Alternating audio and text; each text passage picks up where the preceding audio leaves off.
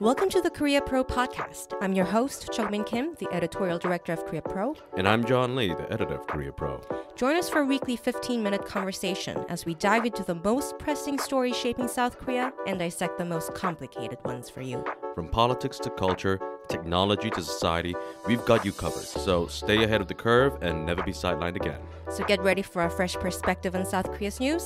This is the Korea Pro podcast. All right, everyone, welcome back to the Korea Pro podcast. And just as another quick reminder, once again, if you have any suggestions for topics that you'd like for us to talk about, please send us an email to podcast@koreapro.org. And now, it is August 29th. It is Thursday. It is close to 5 p.m. And so, again, there is a lot of things to discuss. The most important one being, of course, the budget proposal. Chungmin. It's usually for September 1st, the ministries will come up with the proposed budget, which will change after the National Assembly review. Not all of the ministry budgets change significantly, sometimes more so than others. But this time, in general, the trend continues from the last year's budget proposal, which is belt tightening in general. Allegedly. But if you look closely, there are parts where you see that it's not that much of a belt tightening, but actually something like cash vouchers and stuff like that. Can you go into that a little bit? Well, I just wrote this analysis. It'll be published in about an hour or so. So there are winners and losers here. And the biggest winner here is, of course, high-tech industries and R&D. They got a huge boost, 11% sort of boost. But we have to caveat this by mentioning that last year they cut the R&D budget by 15%. And so we are now just playing catch-up. And that's been one of the criticisms that the Democratic Party has made, that we are barely slightly above where we were in 2023. And so, that's what's going on with the budget right now. Right. Winners, high-tech sector. What are the other winners? Defense was the big one. It's a $46 billion budget right now. Right. Despite the general budget staying at 3.6% increase, am I right? That is correct, yes. Unlike other ministries, many of the other ministries' defense budget is still, the rate is higher than the general one. Right. And that's going to really boost South Korea's military. They're going to want to buy a lot of things. And this will mean a big payday for a lot of defense firms, for both South Korean and foreign defense firms. Right, both acquiring, procuring, also developing. Right. And it seems like they are trying to get more stuff like strike drones, not just reconnaissance drones. Although I did cover this for NK News site because of the North Korea relevance, but because the 425 project, which is to launch 5 satellites by 2025, it's like halfway there. So it seems like that budget is sort of cut when it comes to reconnaissance, but it will be boosted again in a couple of years when South Korea will be launching microsatellites. Right. And of course, just as there are winners, there were also losers.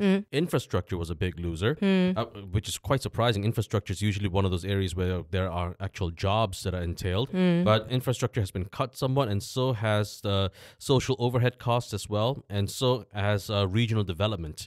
And so it's been really focused on high-tech and the military. And this is not a coincidence because this is South Korea's key export sectors. And so what's not making money has not been allocated a lot of budgets. What's helping to export, the South Korean government, at least the cabinet, has approved this. Now, of course, we have to mention that this is still a budget proposal. It has to go through the National Assembly.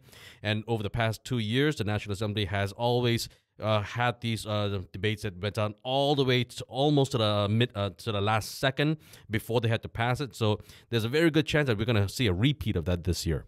I think last year they passed the deadline of December 2nd, which is like a set date. We might see that again this time. But I wanted to ask you, Yoon did say a lot of stuff about how South Korea needs more public housing, more affordable housing. What happened there in the budget for next year? Well, that's the thing. He promised 80,000 housing units. But I think there's been a lot of shenanigans being played with the numbers, how much money and how it is being spent. Now, one of the criticisms that the Democratic Party has made is that, especially when it comes to these kinds of housing issues, the money that the government has allocated has also been distributed not just for this year, but for the next 3 years. And so that's where we see these budget cuts coming in. And also, it's quite a bit of a head scratcher because with this kind of reforms that would be needed to privatize all of this green sector land that we have in the city to build all of these 80,000 apartment units and also to not spend as much money, some things don't add up. Right, but it seems like the general premise is that South Korean government recognizes how in the past few months the growth outlook spiked by some organization. It was led by exports, so they are kind of focusing their budgets on them as well, it seems. Lastly, what about healthcare? Was that a winner or loser? Because there's like an ongoing doctor strike that we will touch on later a little bit. Healthcare is also definitely one of the winners. Now, this is going to be a lot of good news for South Korea's pharmaceutical companies. Now, during the pandemic, South Korea stopped being a net importer and became a net exporter. And that's because South Korea was exporting all of these COVID test kits and whatnot. And so South Korea's pharmaceutical industry has actually had a boost during the pandemic, but then it started to go down again after the pandemic kind of just winded down a little bit. But now there are a lot of companies in South Korea, like Celltrion, for example, that is trying to also boost their exports through technology licensing. And so with this kind of boost, South Korean firms will be able to try to increase their global footprint a bit. Now that we're mentioning healthcare, let's just go into the Nursing Act first. This was the first bill that passed through bipartisan consensus. 22 or 28 passed yesterday, I believe. Yes, you're right. And most of them focusing on, like I mentioned last week, less politicized economy-related, livelihood-related bills. And this included Nursing Act because of the doctor strike. Can you run through that just very quickly? Again, it's a supreme example of irony because just last year, the president vetoed the Nursing Act. But last year was a long time ago. Since then, the doctor strike has happened. And because of this medical shortage, medical personnel shortage, the government finally realized, oh, maybe we should at least have some backup. And so the nurses became their go-to people, the same people that they opposed for such a long time. But now the Nursing Act has passed. It is also... So what this law does is that it sets out the parameters for what the nurses' jobs are going to be, which is exactly what the nurses have been demanding for years now. And of course, the Korean Medical Association, South Korea's largest doctor union, well, they were a little bit, I want to say, upset. John is doing an eye roll, by the way. And trying to control what I say so that I don't get sued for defamation. But they were upset with their response to the passage of this law. Right, and the political context here is that PPP apparently changed their position, right, about the... It was a complete 180. Right, and we just discussed the political context here, but when it comes to what the patients will feel on the ground, our dear Junha will be writing a story and will be published tomorrow on Friday. So please subscribe for more if you want to know all of this juicy information. Second topic, President Yoon did his second in-person state policy briefing. Very, very, very long keynote address, inviting a lot of journalists, including foreign correspondents. It seems like the main point was pension reforms. Was there anything new? Pension reforms, well, I wrote about this last week, writing about what we could expect from this speech. What were you expecting at the time? I was expecting intergenerational tiered raises to insurance premiums and also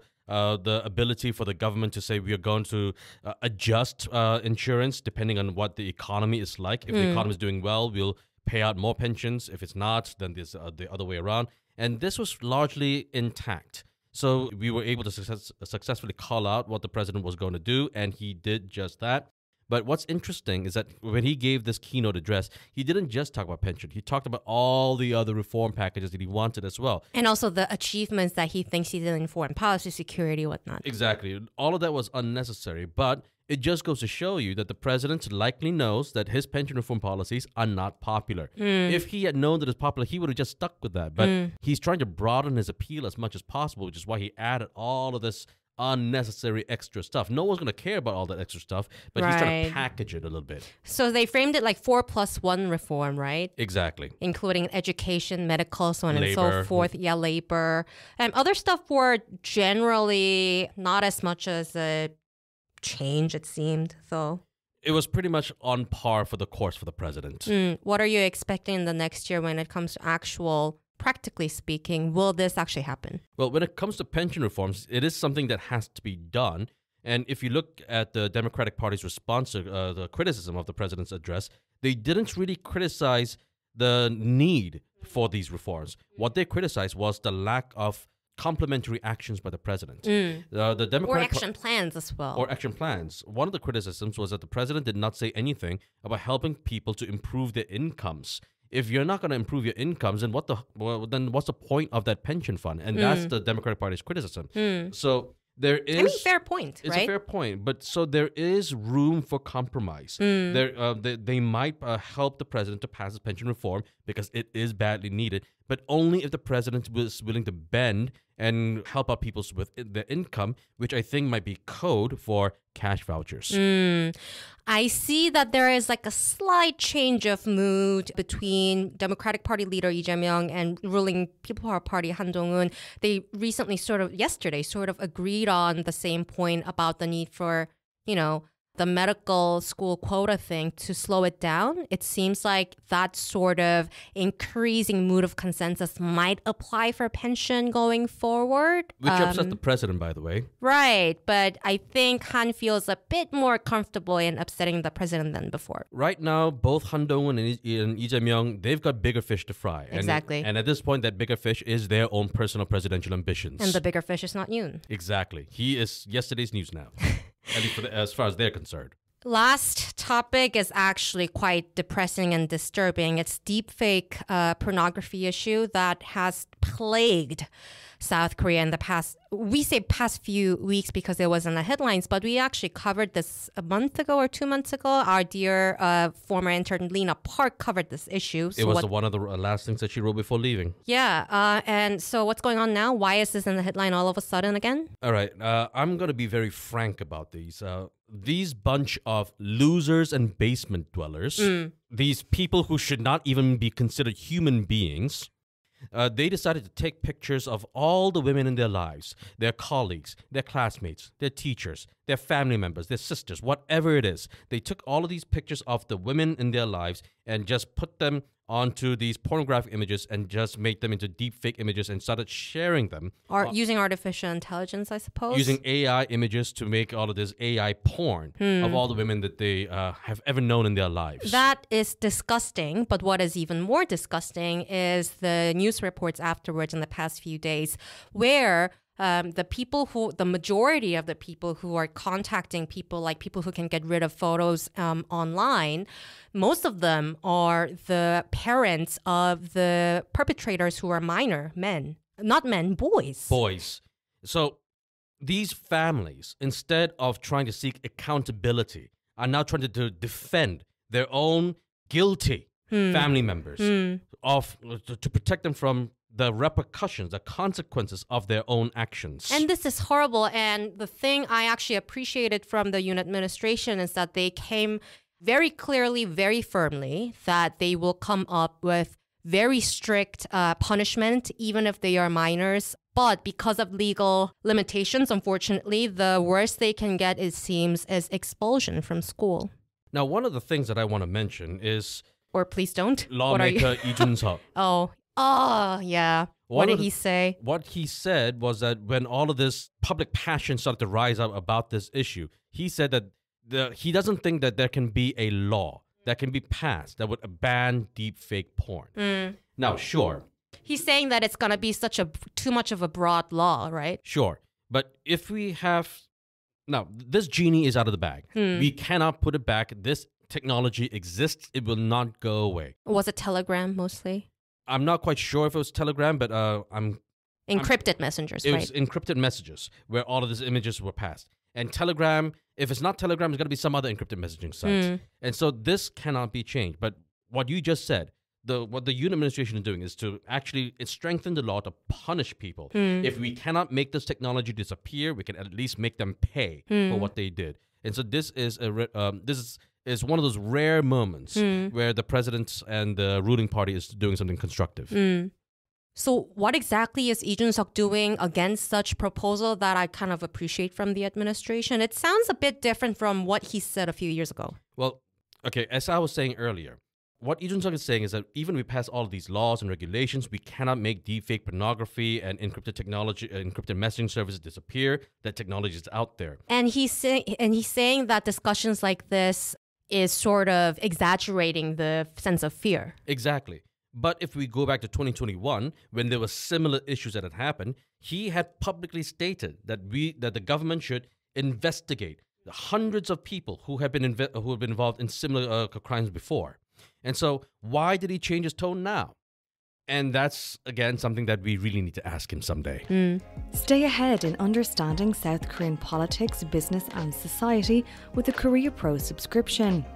Gain access to daily email newsletters, expert briefings and exclusive events designed for professionals like you. As a podcast listener, you can now try Korea Pro for free and subscribe at a discounted rate if you like what we're doing. Equip yourself with the insights that matter most.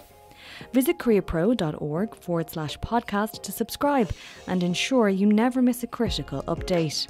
Korea Pro, never be sidelined again. All right, and then moving forward, coming next week, we expect Japanese Prime Minister Fumio Kishida to finally make his last visit as Prime Minister to South Korea. So, welcome back to Korea. And with all of this week ahead information, Jungmin Kim will be sending it to your emails by Monday at 2 p.m. So please subscribe for more. See you next week. Bye-bye. And that's a wrap. Thanks for tuning in. If you want to know more, sign up for our daily executive briefings. We brief you on all you need to know from the past 24 hours and why they matter every morning in your inboxes. Don't forget to subscribe to our podcast for your weekly dose of insight. And until next time, I'm Jungmin Kim. And I'm John Lane. Stay connected, stay informed, and we'll see you next time on the Korea Pro Podcast.